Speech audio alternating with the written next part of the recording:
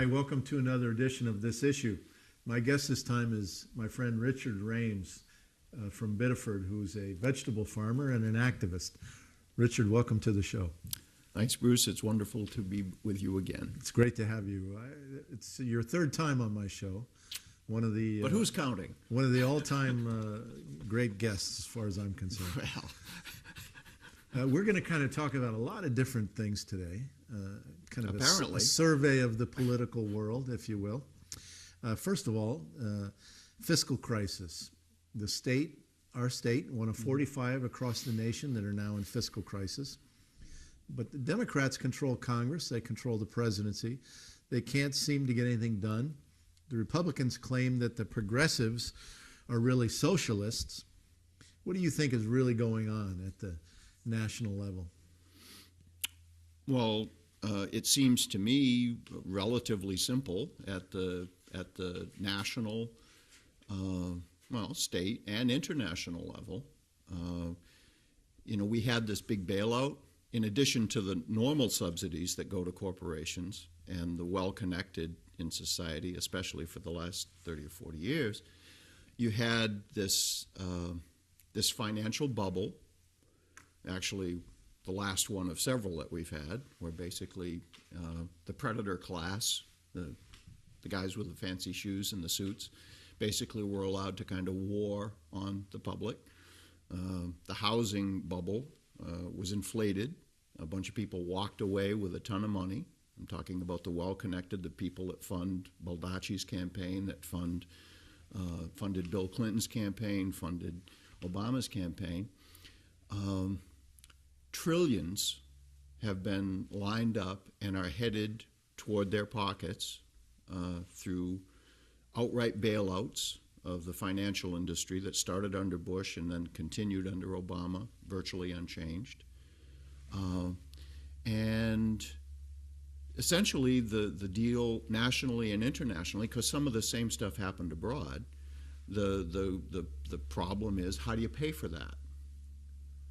And the decision has been taken that you got to take it out of the hide of the working class, the people down below. It's the same old game. It's just that this is the game's on steroids now. And like I say, the decision has been made that working people are supposed to cough up their wages and benefits. That's what you see at all these local levels, as teachers are being told you got to do more with less, as public employees who pick up the garbage and do all the stuff that keeps our towns and cities from being completely wrecked. Those people are being told, you got to do more with less. You got to sacrifice your living standards so that we can go to war against Iraq and Afghanistan, and so that the financial class can luxuriate in their mansions. It's really quite simple. It's loathsome, but it's simple. Here in Maine, the governor is presiding over a virtual dismantling of public education and social services. He's working on it. What should be done? There is a fiscal crisis in the state. What should be done to deal with it? Well, you got to start passing the pain upstairs to the Congress, as you and your cadre have been pointing out through letters to the editor. There's plenty of money still in this country. It's just going to the military and to kill people overseas and so forth. A small redirection of some of those funds would help to solve this. But the state legislature needs to speak with one voice and needs to call out our federal representatives. They need to begin representing us. I know I'm getting into fantasy here, but that stuff needs to happen. And last year, I believe it was, the Democrats took great pride. A couple of my local representatives in Biddeford took great pride in writing letters to the editor, op-ed pieces, which they signed. They took credit for these opinion pieces or policy pieces where they lauded the so-called tax reform that they had just put through, which basically put the squeeze on ordinary people and lowered the top marginal rate of the state income tax. Maine is one of, several states that actually has an income tax that was put in place back when the Democrats controlled the legislature, and there was still something left of the Democratic Party back in the 60s or early 70s. And it's reasonably progressive and could be made more so. And the income tax, you're saying? yeah, the income tax. And that What do you mean by progressive? What does that mean? means the more you make, the more you pay. So, in order for a tax system to be equitable, it needs to be based on ability to pay, and it flows from this basic idea of justice. I mean, it's not fashionable to talk in these terms, and again, but I'm here in Harpswell to speak with you about things like justice on this little island in this stormy sea of media flatliners. And here we can talk about justice. Don't expect Glenn Beck to talk about it, okay? But we can talk about it here, and we talk about such things on the Biddeford Public Access Channel. There is such a thing as justice. There is such a thing. What do you mean by justice? People who are in the majority under a democratic scheme. Last time I checked, democracy means majority rule. You would think that in a country that pretends to be democratic, that you could have a system that nourishes ordinary people, that the majority of the population should be able to vote themselves a better life. In a country as wealthy as ours, you would think that you would not have the plague of homelessness. You would not have 45 million people dying every year because they don't have access to what is reputed to be the best healthcare system in the world. 45 million people dying in America every year? 45, is it? No, it's not 45. That's how many are uninsured. 45,000 every year. Excuse me, thank you. Thank you. Yeah. You remember we supposedly went and attacked Iraq and Afghanistan a few years ago because 3,000 people had died in the events of 9/11. Yeah, and we were supposed to all get hot and bothered about that, and kill a bunch of people that we never met. We've been doing that ever since, actually. But 45,000 people die every year in America, in this country, the land of the free and the home of the sedated, because they don't have access to the healthcare system. And we don't know anything about that. No, that's not news. We don't get worked up over that. Why would we? Because we've never heard of it. Partly because of the organization that you've been doing. My friend Tom Kircher actually went to the school board meeting the other night. I heard this from the mayor in Biddeford. I was at band practice, so I didn't see this.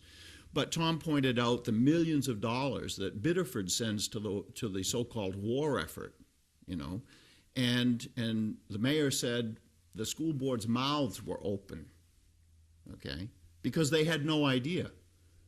And she said, "Why don't we hear this?" Well, gee, I wonder why. Yeah, I wonder why. Why do you think we don't hear it? Well, I know why. Because the media system is controlled by the people who benefit by screwing the population. Well, this fits into my next question. There's a lot of confusion, fear, and anger out there in the public. We see teabaggers and Sarah Palin getting lots of media these days. What is your evaluation of these new right-wing movements that are flourishing under the spotlight of national media? Well, they're the only ones kind of talking.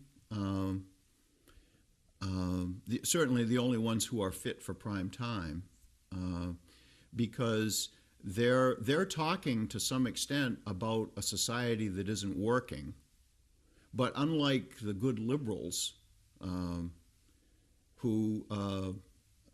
or the progressives, who inhabit the halls of power and who occasionally get elected to subordinate offices or write for the media, manage to keep their jobs. These folks are talking about that ordinary people are feeling pain. They have a completely whacked out idea about why, but they kind of get it that that there's an overclass that's kind of warring on the population. But they put it up again, that the troubles are then ascribed to pointy-headed liberals. It's the same kind of stuff that I saw back in the 50s when they were attacking people like Adlai Stevenson, and it's anti-intellectual. There's a big racist stench to their rhetoric. It's immigration, the wogs, the brown swarthy people, they're the problem, and I mean, it's completely, like I say, it's kind of whacked out. But people ought to be mad. I mean, I'm not surprised people are mad, but there is an analysis out there that can point to why people are getting screwed so bad, but they can't get anywhere close to the media. They don't have a corporate analysis. Right. They're right, and if you have an anti-corporate analysis, you're not going to get very close to a news camera media. Right. Because the media is run by those same corporations. And so in a way then, is it fair to say that the teabaggers and Sarah Palin are kind of a facade? They're kind of a false front being used by the corporations to take people's legitimate angers, legitimate fears, working class people, and steer them off into a direction away from the real power. Would you say that's true? Yeah, that's true. But like I say, what's different today is that back in the 50s when the right wingers were trying to pull this, you still had a labor movement in this country, okay, with a kind of a left analysis, and people had that in their bones because they had organizations which allowed them to have a different analysis. And so people were, to some extent, I don't want to get too philosophical here, but to some extent they were inoculated.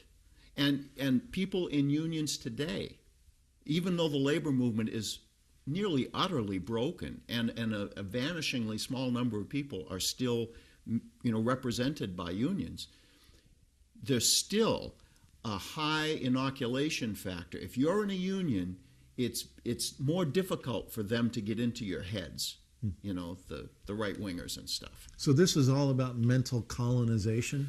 It's about mental colonization, and it's about power. Being able to think logically about something, so you're not utterly captive to this echo chamber of the right-wing media. You can say occasionally, now wait a minute, that doesn't seem right. Isn't it interesting that you hear over and over again the right-wing media complaining about the liberal media, but in fact it appears to me that the media is controlled by the corporations. It's objectively, well, it's not just controlled by the corporations. The media are corporations, It's not that they're controlled. It's owned by. Yeah, they are corporations. Yeah. And so, the idea of giving the little guy a chance to squeak, I mean, pick up your local paper. Look for the labor column in your local paper. Is there a labor column once a week that might present a slightly different take on the declining living standards from what you normally see in the media? I defy you to find one. Look for a labor show on your local access television channel or on public broadcast. I believe yours is the only one in the state, right? It's the only one in the state. Because, those opportunities for people to get a different perspective simply are not there. We had Peter Kellman, who's President Emeritus now of the Southern Maine Labor Council. We had him on one of these access shows that we do in Biddeford. It's called Out in Left Field. And in response to a question from Matt, one of the co-hosts, about how the media system has changed just in the last 30 or 40 years, Peter took it back further, and he talked about in the early days of this country, and still in Europe to a great extent, it's a matter of who owns the media system that you're involved in.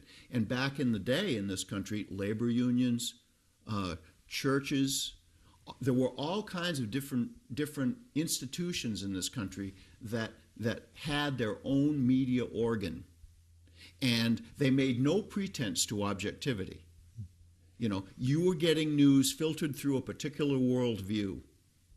Okay? Then corporations began to take control and to put these smaller outfits out of business. And over time, we're down to a system now where basically you've got a handful of corporate entities that are in people's heads and in people's faces, you know, 24/7. 24/7. Yeah. And they have this pretense of objectivity, which is, you know, anybody who does any analysis Fair can and see. balanced on Fox. Yeah, exactly. I mean, what does that tell you? Okay.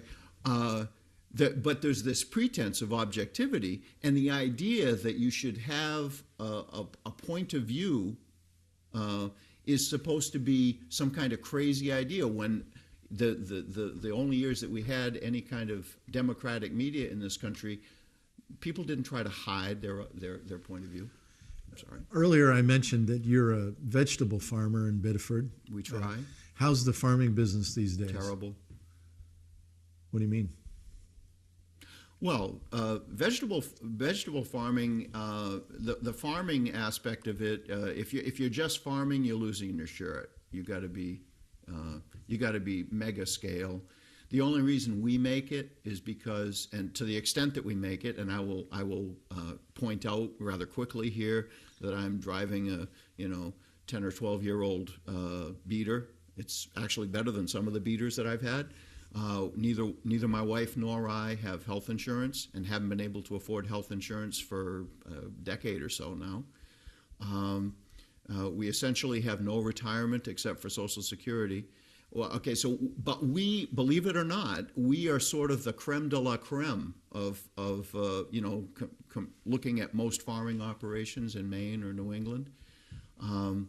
Because we actually have, we run marginally in the black, okay?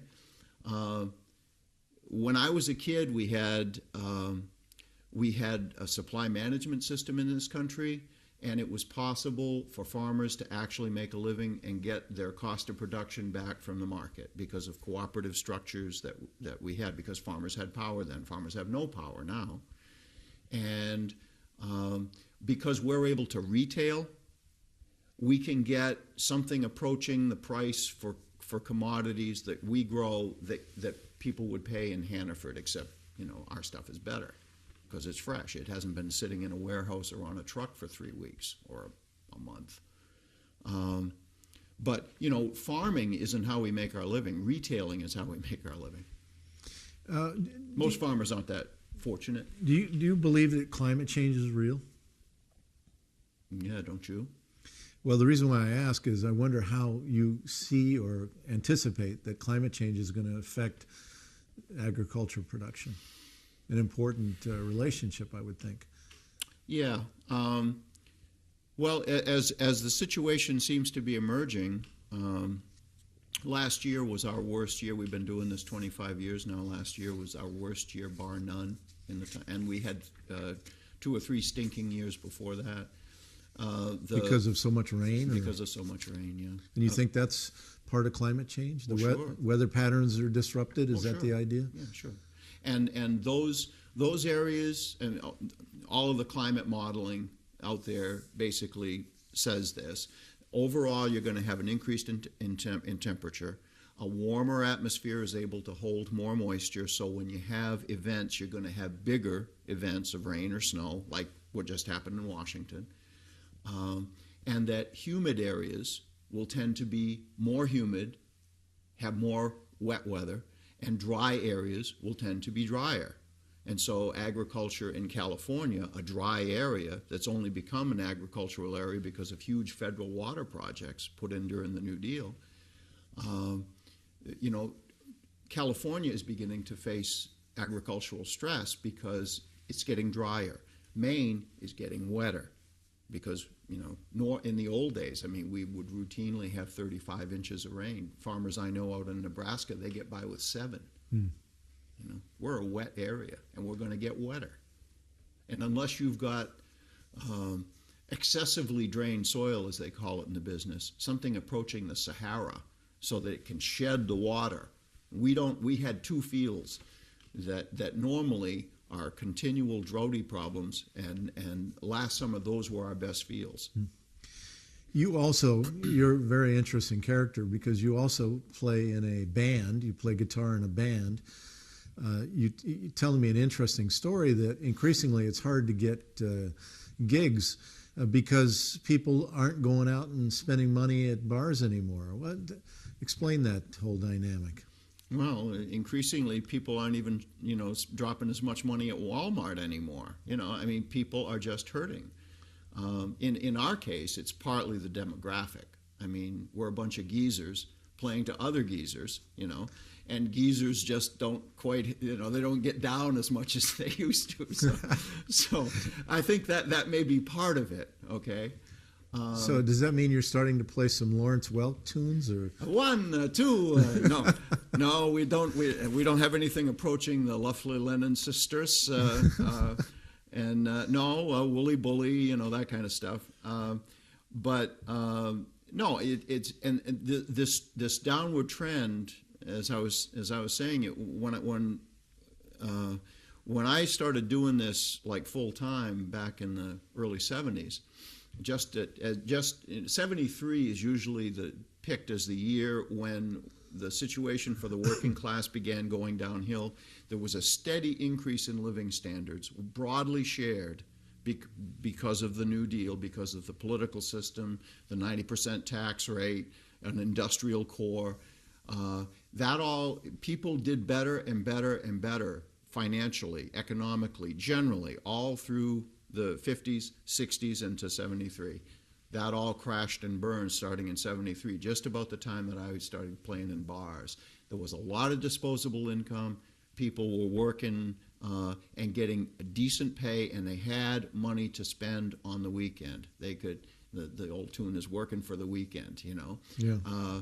And people had some money in their pocket, and if they wanted to go out and have a couple of beers and watch a live band, they could do that.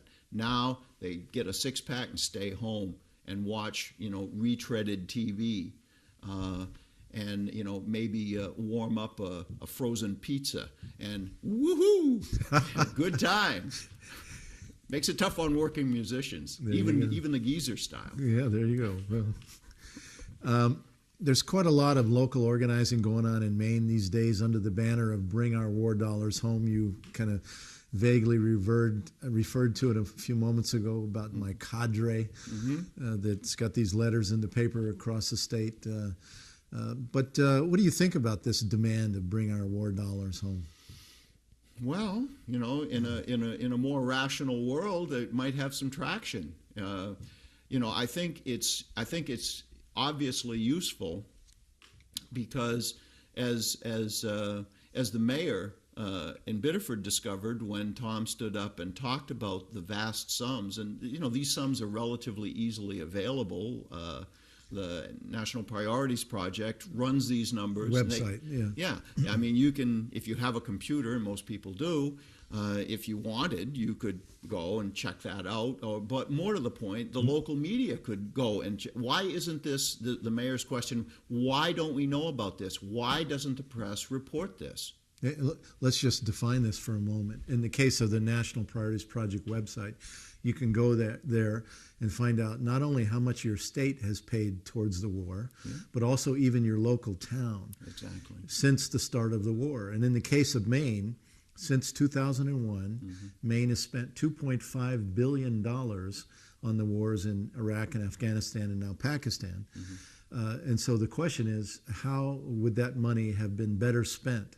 How could that money have been spent in the state of Maine, dealing with our education crisis, dealing with the holes in the road, the potholes, and the bridges that need repair? So it's an important issue. We're trying to get all the elected officials in the state to say it's time to bring our war dollars home. Yeah, but a few years ago, we were talking about Social Security and trying to organize around that when they were really trying to go after that program. They still are. Obama, I think, won't rest until he gets Social Security. But I mentioning something off the cuff at one of the meetings we had, I remembered that I knew the color of Monica Lewinsky's dress. Now, I tried not to follow any of that crap, but they get in your head, all right? Why do I know the color of Monica Lewinsky's dress, and I don't know how much my town is sending to these attacks on people I never met, right? Why do I know this stuff? This is offensive to me. Why are they in my head to this extent, and why can't they do the work that they should be doing? They have constitutional protection, you know. The media you're talking about. Yeah, the framers, the slaveholders and bondholders, you know, carved out a little spot, you know, under the First Amendment for free speech for media, so that they could do the heavy lifting of providing the population with facts and figures that would help them, you know, defend themselves against the predator class. Right? That's a great question. It is a great question. And it comes back to this idea of mental colonization. Mm-hmm. And if we're going to be a free people, we have to really decolonize our minds, don't we? We have to somehow begin to retake our power of what we know and what we think, so that we can be true citizens and true human beings, I guess you'd say. Mm-hmm. That's dangerous work, though. Oh, yeah. If you try to do it, people will call you names. Yeah. Well, we have about a minute or so left. Do you want to make a closing statement to the listeners here on of this show?